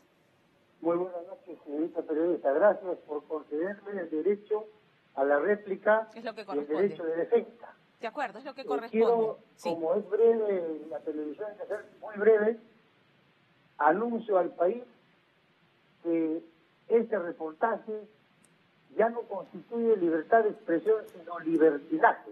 ¿A libertinaje? ¿Por qué? qué? Porque estos hechos que ustedes vienen difundiendo han sido investigados, no solamente por la Oficina de Control de la Magistratura, sino por el propio fiscal de la Nación, que archivó en un proceso. ¿Usted se refiere al tema de las propiedades, de las casas? Yo quiero preguntarle. Exactamente. A ver, si me permite, ¿usted fue o no abogado de Alberto Rebata? Le estoy diciendo, estamos refiriendo eso desde hace 15, 20 años.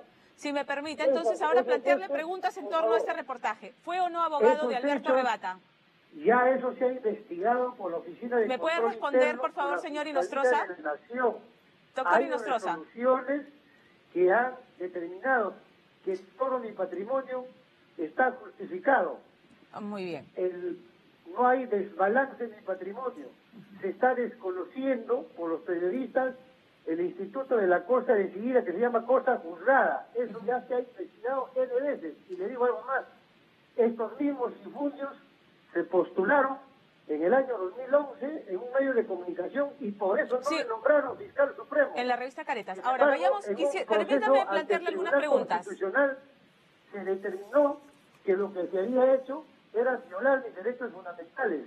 Doctor Inostroza, si me permite. El Consejo de la Magistratura, no el actual, me ratificó en el cargo del juez superior a pesar de todos estos infundios. Permítame,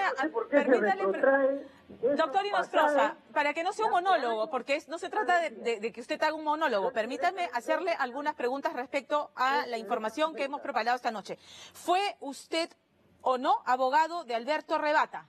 ¿Sí o no? Señorita, le estoy diciendo que esos mismos hechos ya han sido investigados. Pero fue usted o no, pero ¿por qué no me responde? ¿Sí o no? Es muy sencillo. ¿Fue abogado? ¿Fue abogado de César, del señor Alberto Rebata? ¿Nos puede responder? Porque si no, esto va a ser un monólogo y no vamos a llegar a ningún lado. Porque el cuestionamiento es que usted fue... Ese caso ya está terminado. Pero ¿nos puede responder, fue o no abogado de Alberto Rebata? Las autoridades, yo no puedo recuperar hace 20 años el caso. Estamos hablando ahora. ¿Qué tiene que ver trabajo hace 20 años en la actividad privada ahora? Que se está viendo este tema. No, porque en el periodo en el que usted compra estas casas en Miami, se dedicó a la actividad. Señor Inostroza, pero usted no permite que se le planteen preguntas. Y así no puede haber una conversación. Doctor Inostroza. Doctor Inostroza. Usted sigue ametrallando y no me permite plantear preguntas y tampoco lo estamos escuchando ya. Ya lo dejé. Ya lo dejé hablar y la verdad es que quien está ofendido con su actuación no es el pueblo peruano. Que en más del 77% desaprueba la actuación del Poder Judicial al que usted pertenece. Entonces, si usted va a seguir ametrallando, ya lo escuchamos, y no me permite plantear preguntas, entonces esto no va a poder continuar. Permítame plantearle preguntas. El tiempo de la televisión es muy poco. Por eso, ya habló, ahora permítame plantearle preguntas. Otro tipo de acusaciones a su programa, con todo gusto.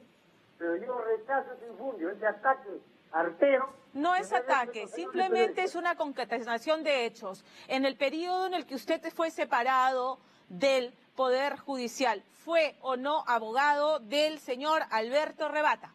Señorita, cuando uno es abogado defensor, no puede usted desconocer el trabajo libre, el ejercicio libre de la profesión. Por eso, ¿fue o no? ¿Sí o no? Ya se investigó, no ha habido ninguna irregularidad. Ya, sí fue abogado del señor Rebata. Perfecto. Vayamos, fue abogado, dice que sí, ha sido abogado del señor Rebata. Y usted, cuando regresa al Poder Judicial, vio el caso, es que señor Inostroza, francamente usted atropella y no permite que se le hagan preguntas y así no podemos mantener un diálogo. Porque está preguntando de cosas de hace 20 años.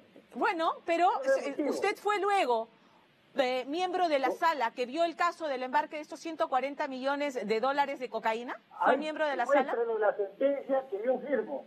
¿Fue miembro de la sala, sí o no? Muéstrame la sentencia. Bueno, no lo recuerda, o sea, no lo recuerda. No puedo buscar archivo en ese momento. ¿Lo recuerda o no lo recuerda? Es que es imposible mantener, yo lamento, pero de verdad es que de esta manera no podemos continuar la conversación. Porque, bueno, el señor Inostroza lo que nos dice es que no recuerda lo que pasó hace 20 años. A ver, señor Inostroza, ¿fue o no miembro de la sala en la que se vio este caso? Volvemos a lo mismo. Sí. ¿Puede responder otras preguntas? Porque usted dice que no recuerda. Porque dice que a mí me dejan hablar un minuto. ¿Cuál es su otra pregunta? ¿Usted pidió o no entradas, o recibió o no entradas para los partidos del Perú en Rusia del señor Edwin Oviedo? ¿O de la Federación? No he recibido entradas. No recibió entradas de la Federación. Ya, pagó sus pasajes. Y las entradas. En mi poder. Ya, y las entradas. Depósito bancario. ¿Y las entradas las compró usted o las recibió de la Federación? La Federación ya ha hecho un anuncio oficial. Pero se lo estoy preguntando a usted directamente. Se lo estoy preguntando a usted directamente. ¿Recibió las entradas de la Federación? No recibí. ¿Y esta conversación en la que le pide a Toño Camayo que interceda con Edwincito porque no le llegan sus entradas? Le estamos hablando de cómo se consigue el ID, el Fan ID, solamente. Ajá. Y el pase ID sí se lo dio la Federación Peruana de Fútbol. No, la FIFA Internacional, Federación Internacional ¿Y qué motiva, de Fútbol Asociado, sí, de acuerdo, al correo personal? ¿Y qué motiva ese pedido que usted le plantea al empresario Antonio Camayo? ¿Has hablado con Edwincito? Los ciudadanos peruanos no sabían, la mayoría como yo, cómo llegar a Rusia, porque se requería o no pasaporte, a eso se refiere. Ya. Se requería del ID, Fan ID, solamente eso. ¿Usted tiene cómo demostrar que las entradas las compró usted? En el peor de los casos, como dijo el señor presidente del Poder Judicial, la Federación le hacía llegar entradas al Poder Judicial de otras entidades públicas del Perú. A mí nunca me han dado personalmente entradas. Ok. ¿Usted tiene cómo demostrar que su paquete de pasajes, hotel y entradas se las compró usted? Ya la autoridad está investigando. Si hay algo ilícito, yo presentaré ante la autoridad esas pruebas. Ya, muy bien.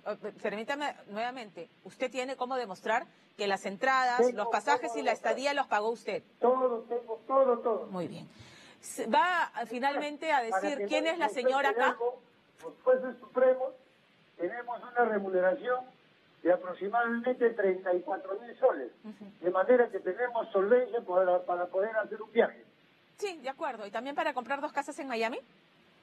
Volvemos a lo mismo hace 20 años, sobre eso lo voy a aclarar. Es falso que haya 2 casas. Bien, ahora, la señora acá, doctor Inostroza, en aras de la transparencia a la que usted está reclamando, dice hace 20 años, eso ya está aclarado, en aras de la transparencia, la señora acá a la que se hace referencia en este audio, y la fuerza número 1, ¿hace referencia a la señora Keiko Fujimori y a Fuerza Popular? Yo ya he dicho N veces en todos los medios, yo no me he reunido con una señora acá. Bueno, no ocurrió la reunión. ¿A quién se refería? De acuerdo, no ocurrió la reunión. ¿A quién se refería? A ustedes, reuniones, citas y no necesariamente se realiza. ¿A quién se refería cuando habla de la señora acá? Usted dice que no se reunió, pero usted tiene asiente... que preguntarle al interlocutor. No, perdón, a ver, señor Inostroza, si me permite. No la conozco. Un momentito. Cuando el interlocutor le dice, la señora acá, de fuerza, la fuerza número 1, ya. Usted asiente. Y cuando usted asiente, deja entender en esa conversación que ya identificó la persona de la que le están hablando. Tendría que explicar quién es la señora acá. ¿Es Keiko Fujimori, es la señora Keiko Fujimori y su partido? Una señora acá. ¿Es Keiko Fujimori? Quiero explicar también la especulación. Algunos de ellos están diciendo, debe ser la señora Fujimori porque tenía un caso en la tabla y que se iba a ver. Ese caso no se ha resuelto todavía, eso se va a ver el 7 de agosto. Cuando habla la celeridad de este proceso falso, porque mi sala trabaja rápida, de forma rápida y oportuna conforme se den las encuestas. Los procesos caminan rápido. Y la calificación de ese proceso vino de una sala de apelaciones que declaró concedido el recurso de casación. La Corte Suprema todavía no ha resuelto ningún tema de la señora Fujimori. De acuerdo, señor Inostroza. ¿Cuál es la sospecha? Señor Inostroza, la pregunta es, usted en la conversación deja entender que ya identificó a la persona que es la señora acá. La pregunta es, ¿es Keiko Fujimori o no es Keiko Fujimori? ¿Es Fuerza Popular o no es? No es Keiko Fujimori. No es. Ahora, no es. Muy bien, no es. Y tampoco se refieren a Fuerza Popular, no es. Ni el partido ni su lideresa. Interlocutor, yo no conozco, yo no estoy ligado a ese partido. ¿Quién es su interlocutor? Yo no soy político. ¿Quién es su interlocutor? Yo no pertenezco a ningún partido político. No, eso me queda claro. ¿Quién es su interlocutor? Yo soy un tipo técnico, soy juez durante 35 años. ¿Se considera un juez probo y honesto? ¿No cree que debería ya dar un paso al costado? Porque hay que probar. Las denuncias hay que probarlo, señorita. No solamente es acusar, hay que tener pruebas. ¿No va a renunciar? ¿Por qué voy a renunciar si no he cometido falta? Anuncio al Perú que yo nunca para resolver un caso he pedido ni una sola ventaja, menos dinero. En todos los procesos. No va a renunciar entonces. Que te diga un litigante, yo a usted le he pagado por una sentencia. Nunca. Bien, doctor Inostroza. El Perú le reclama que se vaya. El Perú no cree en usted. Los peruanos le reclaman que se vaya. Bueno, esa es su opinión, señorita. No es mi opinión. ¿Ha visto la encuesta de apoyo y el nivel de desaprobación que tiene el Poder Judicial? Le están pidiendo que se vaya, que renuncie. ¿No va a escuchar el pedido de los peruanos de a pie? Señorita, yo soy un magistrado que ha obtenido su cargo por concurso público de méritos. No soy político. Sí, de acuerdo. Está en manos del Congreso de la República, sí. Quizás podría yo renunciar, pero yo no soy político. Mi cargo lo he logrado con mucho sacrificio. El juez de la Corte Suprema del Callao, el presidente de la Corte Suprema, ha renunciado y de hecho ya está detenido y se va a ir a la cárcel. Renunció. O sea, no es que no se pueda. No quiere renunciar, que es otra cosa. ¿Por qué se aferra al cargo? Nadie lo quiere ahí. Me someto a todas las investigaciones de las autoridades correspondientes. Mientras es investigado, ¿no debería dar un paso al costado? respeto a las investigaciones. No, le pidieron la renuncia al presidente del Poder Judicial y también él ha dicho tajantemente, nuestro cargo no es político, nuestro cargo ha sido obtenido por concurso público de méritos. Sí, ya sabemos cómo, a través del Consejo Nacional de la Magistratura, que está tan cuestionado. El de Derecho muy bien. Debe respetarse el debido proceso. Muy bien. Si no, estaríamos violando derechos humanos. Señor Inostroza, le agradezco haberse comunicado con nosotros. Espero que en la semana pueda recibir a Richard Apolo para una entrevista más calmada y más extensa en la que se puedan formular más preguntas. Muchas gracias. Buenas noches. No es la señora acá, no es Fuerza Popular, ha dicho César Inostroza, y que no renuncie. Él se queda. Nos vamos a la pausa y regresamos para hablar precisamente sobre el caso de Edwin Oviedo. César Inostroza dice, yo no le he pedido entradas. La conversación en la que hace reclamo de Edwincito, no, las entradas me las compré yo solo. Vamos a regresar con ese caso aquí en Diede. Y mención.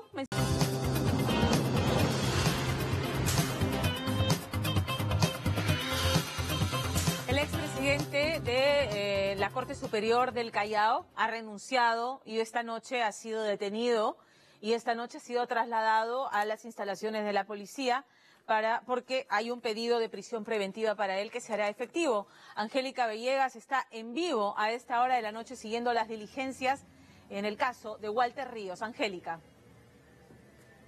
Sí, Pamela, exactamente, estamos en las afueras del Ministerio Público. Justo este trayecto en el que yo estoy es el que atraviesa Walter Ríos al ser trasladado por parte de la policía. Antes, por supuesto, pasando por medicina legal y según lo que nos informaban los 3 policías que estuvieron realizando todas las diligencias y los procedimientos, es que, bueno, va a pasar la noche acá. Así que, bueno, de esta manera culmina la jornada por lo menos por el día de hoy y hay que refrescar qué fue lo encontrado en su vivienda y lo que lograron ingresar a uno de los automóviles que estaban encargados del procedimiento.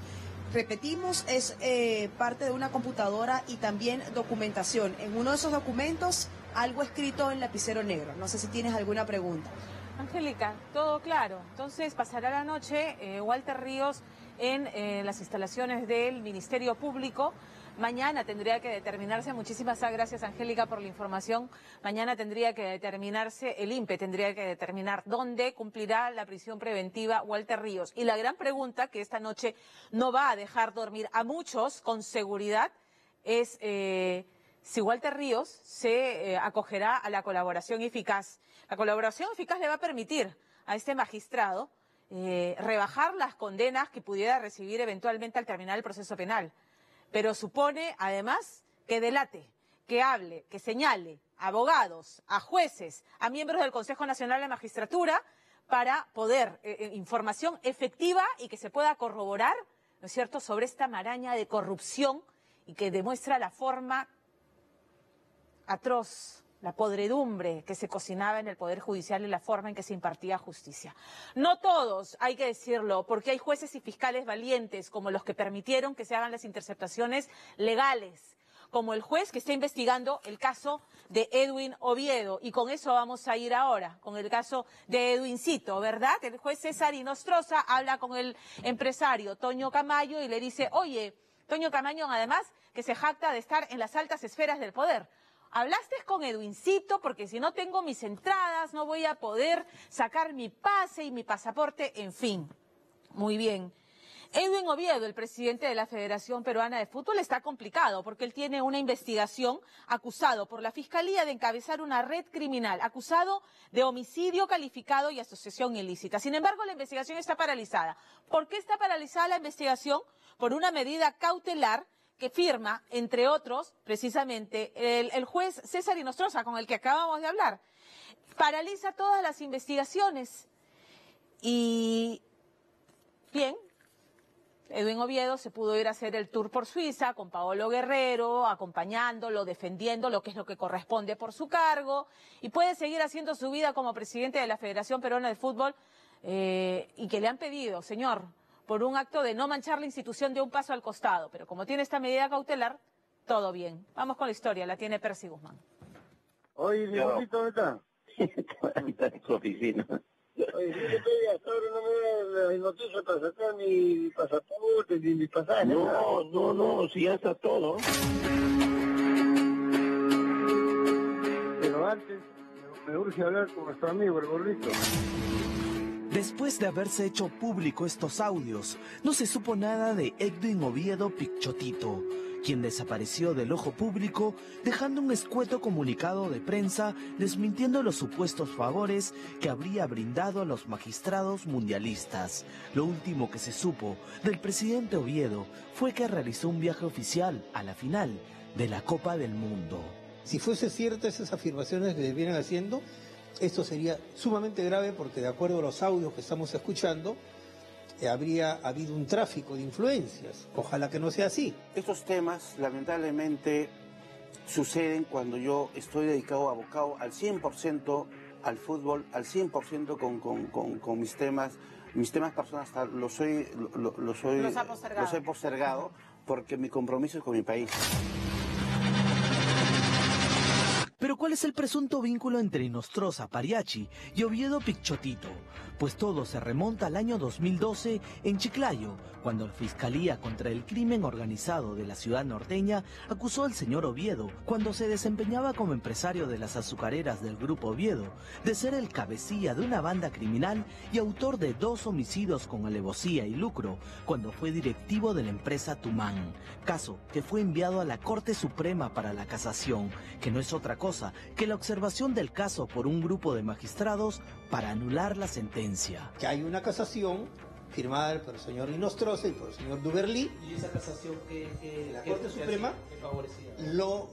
Lo desvinculaba de las acusaciones de homicidio calificado que caían sobre él, a favor de esos magistrados que se pronunciaron en favor del señor Oviedo. Yo soy una persona de fe, yo soy una persona que siempre ha trabajado correctamente, nunca he hecho un acto indebido.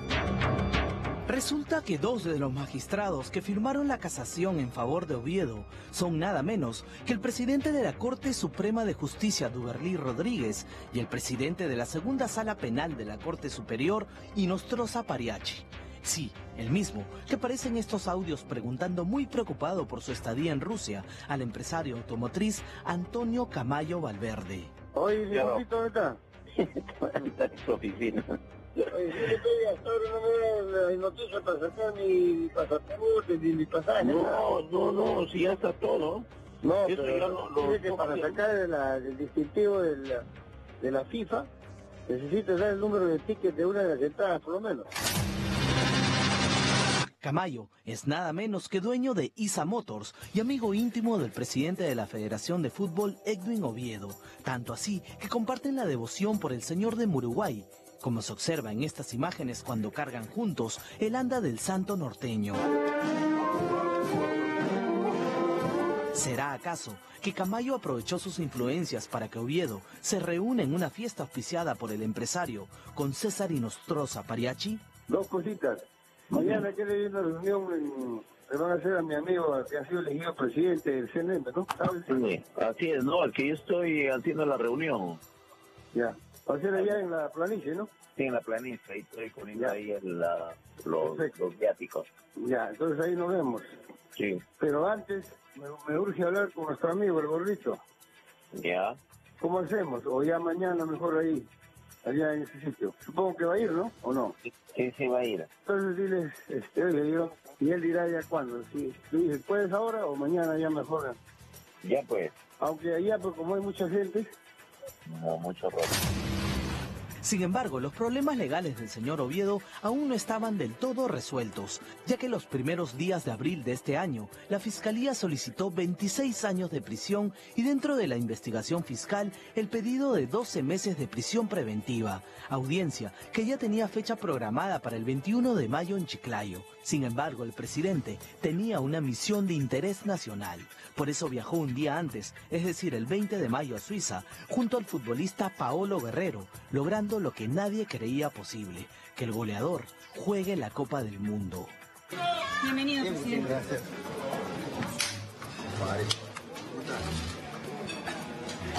Jeffrey, Presi, ¿cómo está? Ahí también, ¿está contento? Ah, tú también, estamos esperando. objetivo que alegró al país entero mientras el presidente Edwin Oviedo esperaba otra noticia, quizá más importante que el retorno del goleador a la selección nacional. El 17 de junio, al día siguiente del encuentro donde Perú perdió por la mínima diferencia frente a Dinamarca, se realizaría en Lima la audiencia para determinar la prisión preventiva de Oviedo. Casualmente, ese mismo día en el hotel de concentración de la selección nacional en Rusia, apareció nada más y nada menos que el magistrado Inostroza Pariachi, como él mismo lo confirmó. Solo he ido a saludar protocolarmente a algunos personajes, sobre todo deportistas, cuando ya habían jugado el primer partido. ¿Cuál fue el motivo de la visita de Inostroza al hotel de concentración de la selección nacional, donde Edwin Oviedo, por obvias razones, despachaba como presidente de la Federación de Fútbol y también estaba hospedado? Un lugar donde solo el comando técnico autoriza quienes pueden ingresar a la concentración del equipo. Por eso se especula que Oviedo recibió en esta reunión la noticia que tanto esperaba. El Poder Judicial había aceptado la acción de amparo, que paraliza completamente el proceso que se le sigue en Chiclayo. Decisión judicial que ha causado la indignación de los trabajadores de la azucarera Tumán en Lambayeque. Con todo este desenlace de la corrupción que ha salido, ¿no?, esto pueda caminar. O sea, este proyecto de búsqueda de justicia, ¿no?, y de todo lo que se tiene implementado, demandas y todo, caminen y tengan un buen final, ¿no?, que tengan un buen final y se revierta realmente, ¿no?, toda la injusticia y la arbitrariedad que se ha cometido en contra de la empresa Tumán y de todos sus accionistas y trabajadores. Estas conversaciones y acuerdos bajo la mesa no solo han indignado a la población norteña de Chiclayo. En Lima, el ciudadano de a pie también se pronunció sobre el tráfico de influencias y que podría perjudicar a la misma selección nacional. ¿Tú crees que Gareca, con todas estas cosas que se están conociendo del presidente, que se va a meter acá donde hay olla de grillo? No es que me lo esperaba, pero es que tampoco me sorprende. ¿Te decepciona? Obviamente, claro, porque es alguien que seguramente muchos admiran, ¿no? Alguien que está más atento al fútbol. ¿Crees que estos audios perjudiquen eso? No. Yo creo que no hay nada que toque el aspecto y esta sensación, este sentimiento que se ha fortalecido entre la afición y la selección. O sea, Oviedo, sus problemas, los juicios, los jueces, están muy por debajo de esto. Pero no se puede desaprovechar ni se puede contaminar tampoco. Quienes aparentemente sí están contaminados serían algunos miembros del Consejo Nacional de la Magistratura, debido a los audios en donde revelan una grosera red de corrupción a cambio de favores, como la primera conversación telefónica que desató el escándalo cuando el mismo Inostroza consulta sin ningún remordimiento si quieren que le rebaje la pena. También la curiosa forma de conversar en clave, dejando para la historia creativas palabras como la señora K, de la fuerza número 1. Frases que han servido para componer divertidas canciones. No, doctor, señorito, me llamó la señora. ¿Señora qué? K. Señora K, señora K, ella es la señora K.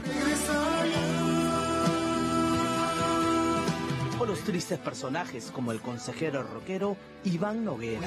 Ya de nuevo a mí, que siento hoy desfallecer. Audios que involucran hasta el mismo, ahora ex ministro de Justicia, Salvador Heresi. Doctor Salvador, ¿con quién hablo? César Inostroza. ¿Cómo está? ¿Qué tal? Qué gusto saludarme. Me amenazaste con visitarme, te esperé 2 veces.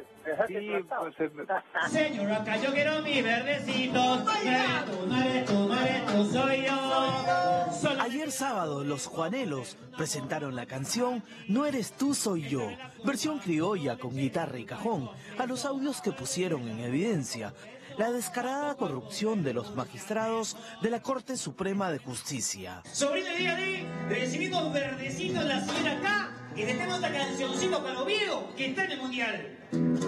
¡Manguera! ¡El Godo, Pedro! ¡Ey,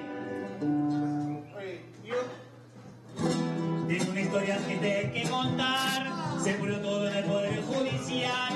Y aunque duela mucho tengo que aceptar. Ellos no son los malos, el malo soy yo. En las elecciones no tenías idea por quién votar, así que le dije fuerza popular.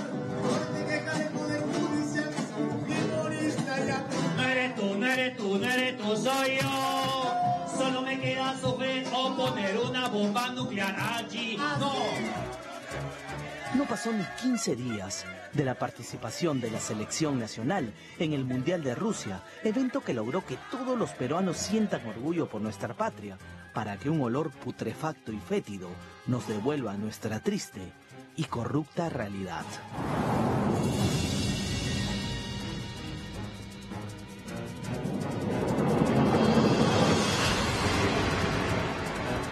Volvemos tras la pausa con más información. Vibraste con sus canciones y se convirtió en tu...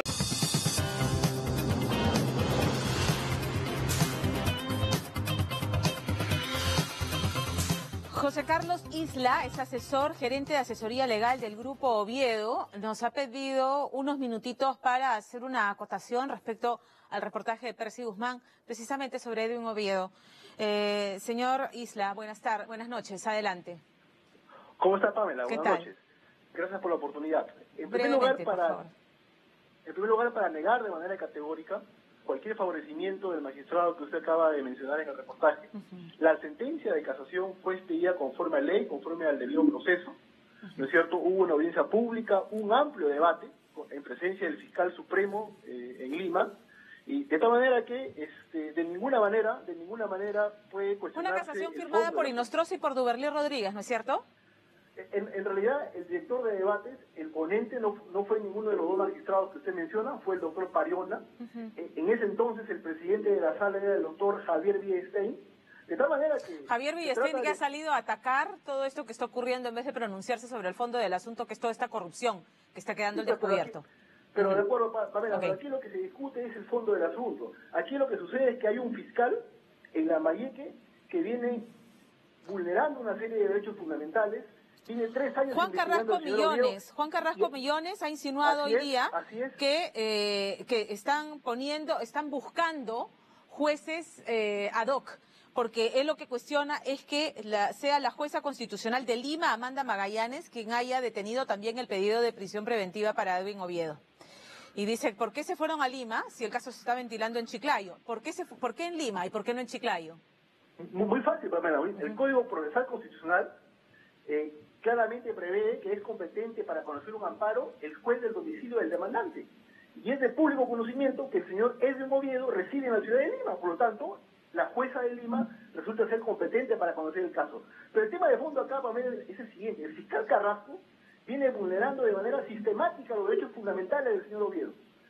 De muchas formas. No lo dice la defensa, no lo dice la Corte Suprema, por unanimidad.